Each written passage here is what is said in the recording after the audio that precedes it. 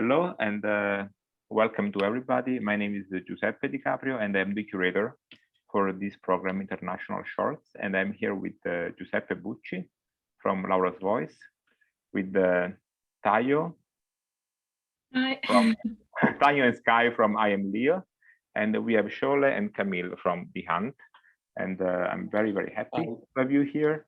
And we will start with the broad introduction of your short, and maybe you can tell us where you got the idea for your story. And maybe we can start with Tayo. I will quote this statement from the text that you wrote us, and you said, "You can't be what you can't see." Yeah, that's a good start. Yes, and it actually is connected to where I had the idea from, I think, because I wanted to make a film about gender non-conformity and childhood. I think this was my main inspiration for the film. Also thinking about my own childhood. And well, when I was a child, there was nobody like me in the media. And so I think it's very important to show kids gender diverse people. So yeah, that's one of the reasons I made the film. And my question for you was also, how did you go with casting? How did you find Sky? Yes, we actually had a lot of luck finding Sky because at the point where we shot the film, Sky didn't have like a talent agency yet. But my casting director, who also studied with me, she works for a casting agency, and they did a casting for another film, and Sky was in this casting, and she remembered Sky from this casting and was like, "Oh my God, they would be so perfect." And so they actually asked. So Leah actually asked the agency if we can have the contact of Sky's parents, and so we got in touch and had a casting, and I was very excited from the moment I got the first video. Yeah. That is nice. So you had you found immediately it was a good match. Sky, how was your experience with this shooting?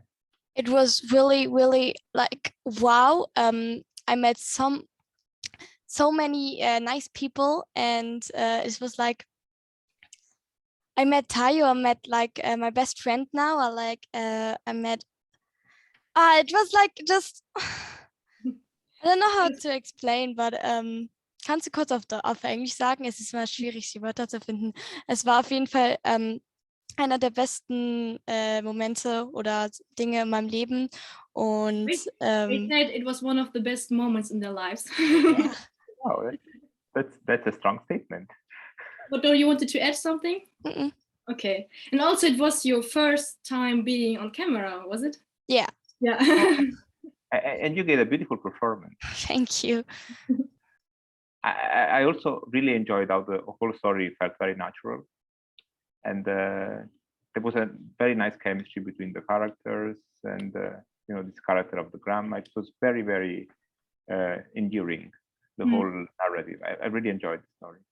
We actually did rehearsals before with Sky and the two other kids because they were playing a family and they didn't know each other. So I thought, well, they have to meet before so they know each other and like can portray family.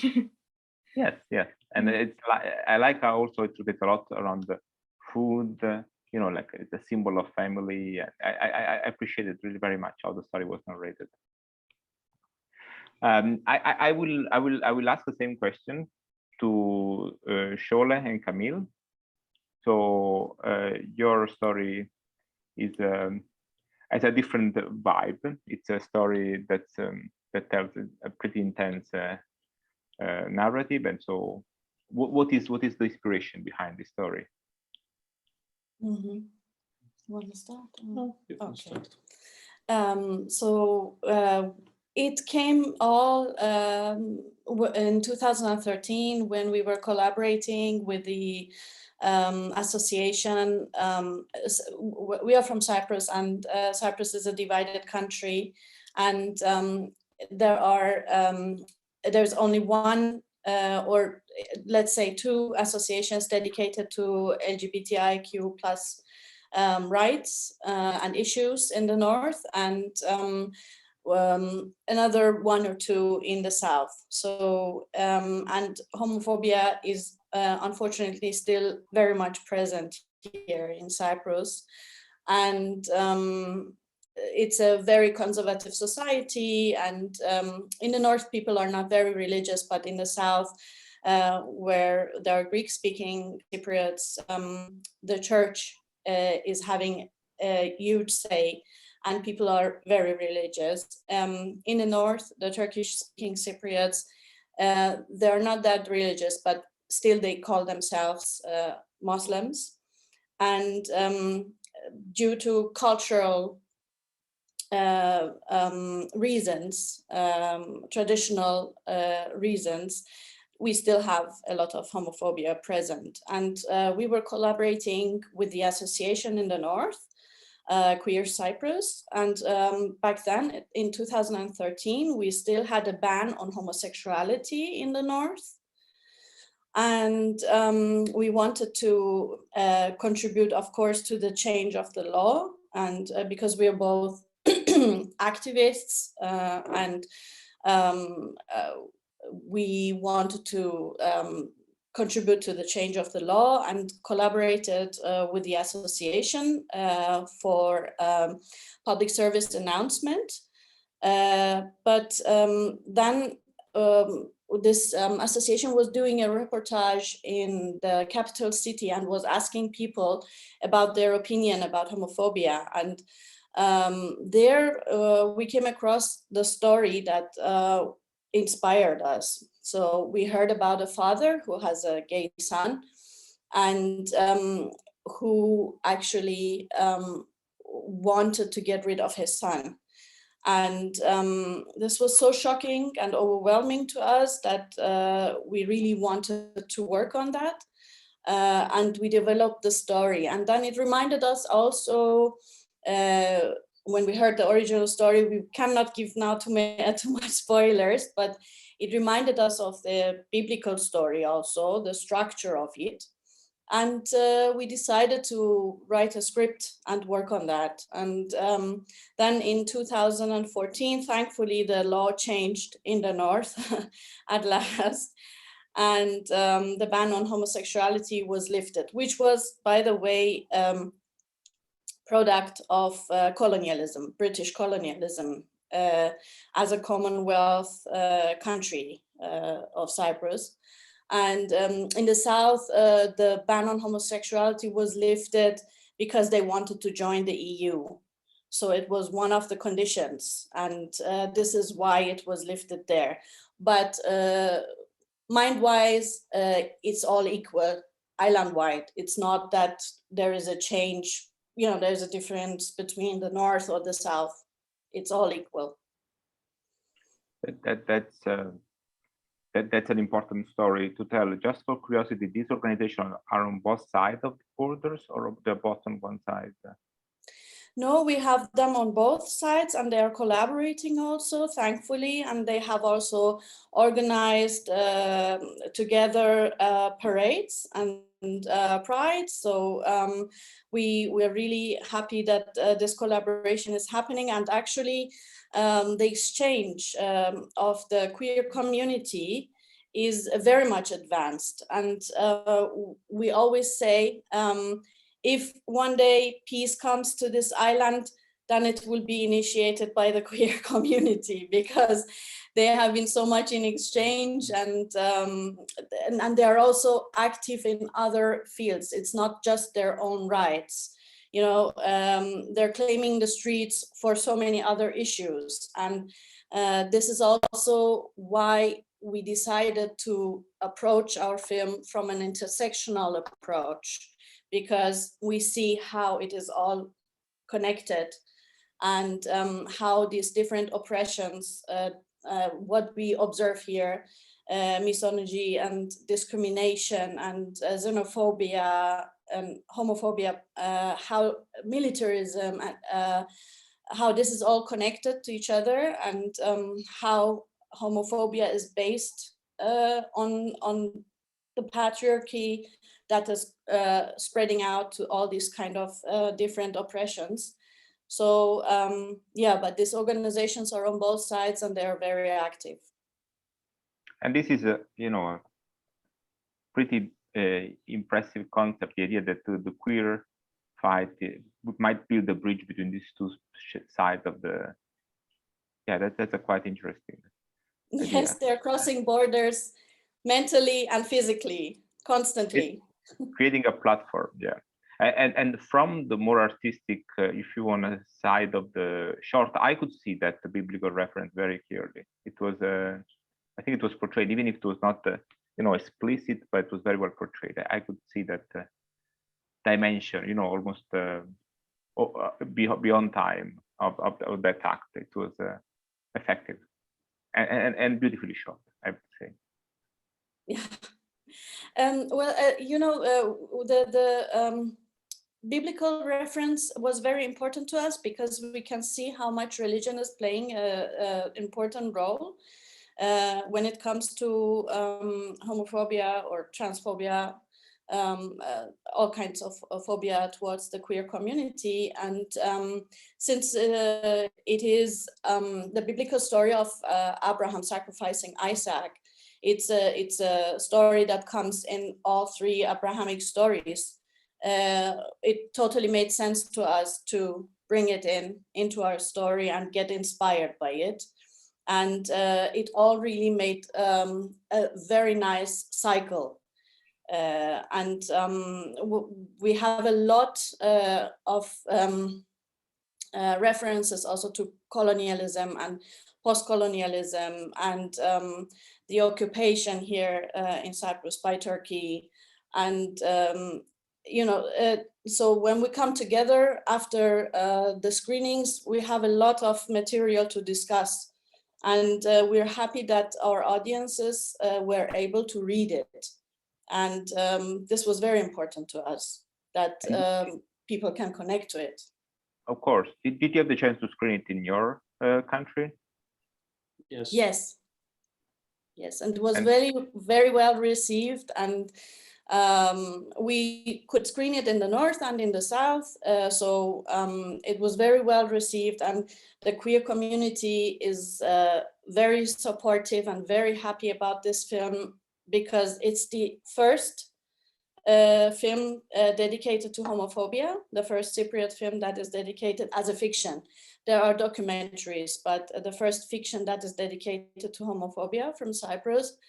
And this is very precious because usually this subject is a taboo subject and other filmmakers don't like to touch it that much. So yeah, it was very well received. And I'm very glad that you let us, you know, portray, like use this short for our program. I'm very honored that we had the chance. Thank you so much. We are happy also to be as part of your festival. Tamil, what was your experience with the movie? How much of you is in this movie? As Shuala said, we started this project 2013 and we finished the project 2019. We worked between these years, 7 years, and when we work on this film, on many levels, we struggle to make this film because it's in our crew, also in community, they are very brave. Queer community is very brave, and as an artist and a filmmaker, to make this, we understand how they struggle to make their activism. Mm-hmm. So we understand them, and we are happy in the end to make this film. And now in 2020, we show our film in our country, And now we started to show in Europe also. Now in first time we are showing our film in your festival in Wicked Queer with US audience and community. So it's another level for us also in Cyprus with community to put something internationally. Yes, that's important. I understand it's a way to bring this conversation abroad. Yeah. Yes, that is very important. So I will now ask a question to Giuseppe. I will ask it first in English, and then I will translate it for him. So Giuseppe is the director of Laura's Voice. It's based on the Jean Cocteau monologue, The Human Voice. And I mean, I love the text by itself, and I love all the renderings. I've not seen all the renderings, true, but there are a number of cinematographic versions, and I really like the first one with Anna Magnani, the old one. That's one I'm really attached to. And Giuseppe will tell us what is the cut that he took to have his own perspective on this story. One thing I want to say, the actress Rosaria De Cicco, she has a beautiful voice. So having someone with that voice playing this character was a very appropriate and correct choice for me. And she has a very warm, heartly voice, and I think it was perfect for the part.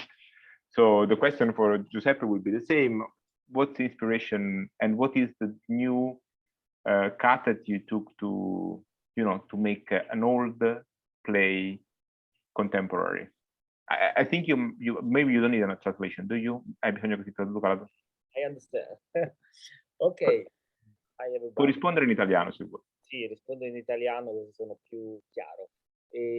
Allora, vabbè, la Voce umana di Cocteau è un testo leggendario, come hai detto. Noi in Italia abbiamo l'esempio più famoso, quello di Anna Magnani.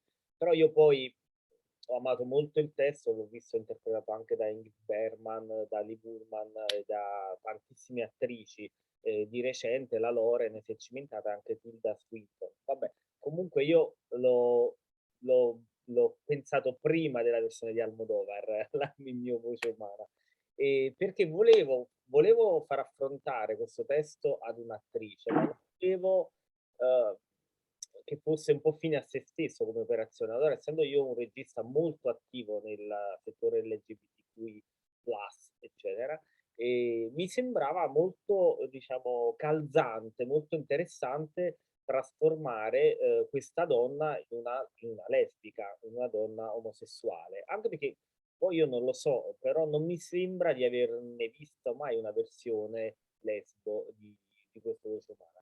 E Rosaria De Cicco, che è un'attrice molto nota, molto brava, che è sempre stata dalla parte della comunità LGBTQI+, e ha partecipato a molti film di un regista gay molto famoso in Italia che si chiama Ferzan Özpetek. E quindi mi è sembrata, come mi è parso di capire, hai detto anche tu, una scelta più indovinata. Allora, affrontare questo testo così famoso, questa telefonata così dolorosa, e poterla rendere attuale affrontando tematiche come la gestazione per altri, il matrimonio omosessuale, l'utero in affitto, che in Italia, cioè nel resto del mondo, alcuni stanno meglio, altri stanno peggio, ma in Italia si fa ancora molta fatica ad accettare le famiglie arcobaleno, la stepchild adoption non è passata come legge, per esempio. E quindi il tema è diventato attualissimo. Vabbè, mi fermo qua, poi intanto ti dico perché è nata l'operazione. Prima è nata come, in realtà è nata come monologo teatrale, io l'ho fatto fare a Rosaria, prima a teatro, e quindi da lì è nata l'idea, quindi stiamo parlando di 4 anni fa. E poi lo spettacolo è piaciuto così tanto, questo monologo, che ho deciso di farne una versione cinematografica, e lì la sfida è stata ulteriore perché, chiudo, quello che mi è piaciuto fare cinematograficamente è stato quello di rendere questo monologo, anche qua, scusa se se me la canto da solo e mi vanto, a differenza di tutte le altre versioni cinematografiche che giocano molto sul montaggio, io invece ho lasciato tutto a piccoli piani sequenza ed un piano sequenza finale di 11 minuti che ha tutte e quattro, diciamo, le pareti a vista. Quindi una operazione cinematografica molto complessa, è un'operazione interpretativa molto complessa, quindi praticamente io mi sono lanciato in questa mega sfida proprio rischiosissima e Rosaria infatti più volte mi ha detto che eravamo due pazzi, però evidentemente non lo siamo, cioè forse diciamo la passione ha superato la pazzia e il corto sta vincendo tanti premi, noi siamo molto contenti. That's a long text to translate. Sorry. Io parlo, non mi fermo più, vai. Okay, so Giuseppe was introducing the text by itself. It's a legendary text, as I mentioned before. There is a famous interpretation by Anna Magnani. It was Rossellini, right, the director yes, Rossellini was the director, and of course there is Bergman, Sophia Loren.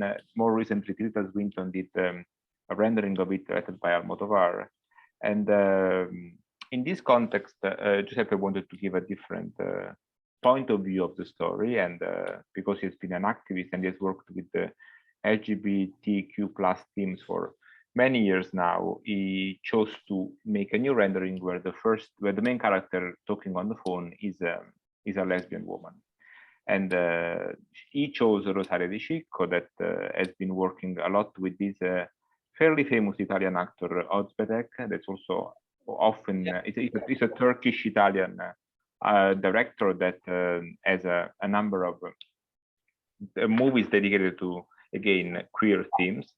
And in his stories, Giuseppe tried to add a lot of themes that are political, especially currently in Italy. That is the surrogacy and you know, the existence of what we call rainbow families, so families with queer parents that have still some hard time to be recognized legally. Of course, the situation is better than in other countries, but it's not ideal yet in Italy. And the first time that this text was brought to scene was actually in theater. Rosaria Di Cicco was playing this monologue on stage, and then because of this big success, he decided to go on and make a short that has been done fairly well in festivals. And there is one technical thing that I think was very interesting to bring up. There is at the end of the, like from the cinematographic point of view, the end of the short is a long sequence shot of 11 minutes. And I mean, we can only imagine how challenging that is to keep up with a scene that is that long.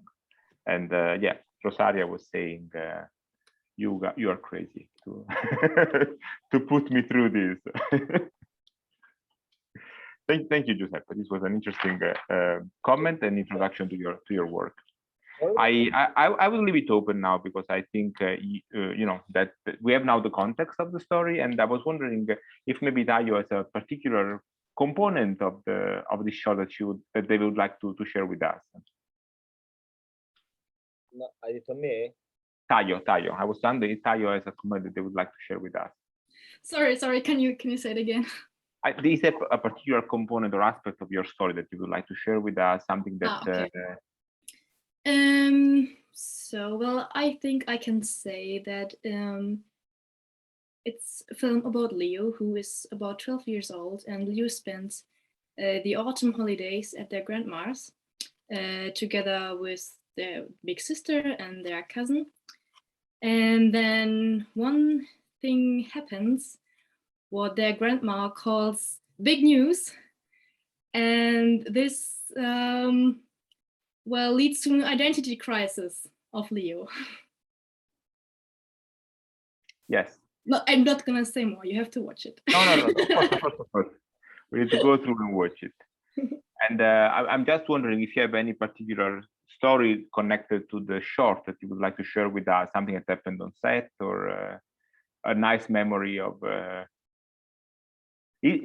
Sometimes I feel that many times directors have feedbacks from shooting that are not expected once they were writing the text? Is that did you get some sort of like feedback from your actors that made you adapt or change your story, or modify the direction of your I think direction? the story stayed pretty much the same at the moment I gave it to my actors, but before I did like a target audience check, and I spoke to 5th graders, so they were about 10 to 11 years old, and I showed them the script. We wrote the script together, and I got feedback from them. And because I wanted to see, do I get the topic? Do they get what's happening? How do they react to it? And yes, and also like to get a feeling of this age group. Leo is a bit older, but and I was actually it was actually very nice because they reacted very well. And they were really open and very interested in the topic, and they had like a little bit of knowledge but not so much, and they're like afterwards they are like asked me 1,000 questions. and also like there was one girl who said, yes, of course I talk about my period. Oh no, that's a spoiler. Okay. Of course I talk about my period because I also talk about my hair, you know. And I was like, yes, you're so cool. And yes, but what I adapted a bit, I think I adapted a little bit the way Leo talks, and I made it a little bit cooler, a little bit more teenage. Yeah, and that's a question I wanted to ask Sky. So how much of you is in this story? How much of your personal experience or personal take is on this character? Was meine persönlichen Dings sind, Tayo? Was meine persönlichen... Ja, was von dir in dem Charakter steckt. Okay. Like the story is very similar with Leo and me. That's like a very personal thing. And yeah, like Leo was a very cool character. And I was like a Fortnite kitty, like I was about 12, and I was like the same when I was 12, like Leo. And it's, yeah. That is very nice. So you could see yourself in Yeah. that character. Yeah. Another question I have now for Tayo, what do you see in your near future? Do you have projects coming up, or?